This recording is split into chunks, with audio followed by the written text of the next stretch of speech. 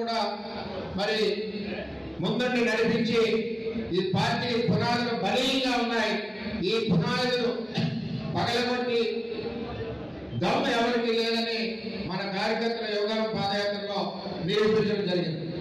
మరి అదేవిధంగా ఈ పార్టీకి రాబోయే రోజుల్లో 2047 ఏదైతే రాష్ట్ర అభివృద్ధి ప్రణాళిక పార్టీ కూడా 2047 ప్రణాళిక చంద్రబాబు నాయుడు గారు నిర్ణయించి రాబోయే రోజుల్లో పార్టీ రథసారథి నారా లోకేష్ గారిని ఈ పార్టీని ఏదైతే మన గెలుపుకు కారణమైన పాదయాత్ర చేసి ఉన్నారో ఆయనకి రథసారథిగా ఈ తెలుగుదేశం పార్టీని ముందుకు నడిపించాలని చెప్పి కోరుతా ఉన్నాం.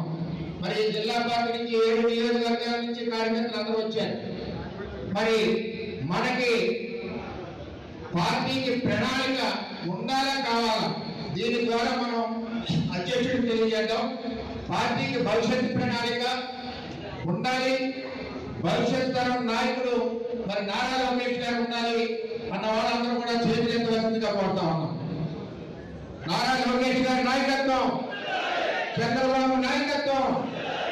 అందువలన ఏదైతే లోకేష్ గారి ప్రోగ్రామ్ డిజైన్ చేశారో కార్యకర్త అధినేత అన్నది ఇది మనందరికీ కూడా ఉపయోగపడేది. మన కార్యకర్తలందరికీ కూడా ఈ సమస్యలు మనం తీసుకోవడమే కాకుండా ఈ సమస్యల మీద జిల్లా అధికారులు కానీ సంబంధిత అధికారులు కానీ స్పందించవలసిన బాధ్యత ఉంది.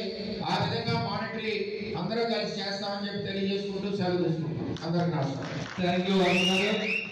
అలాగే ప్లీజ్ సబ్స్క్రైబ్ తెలుగు పాలిటిక్స్.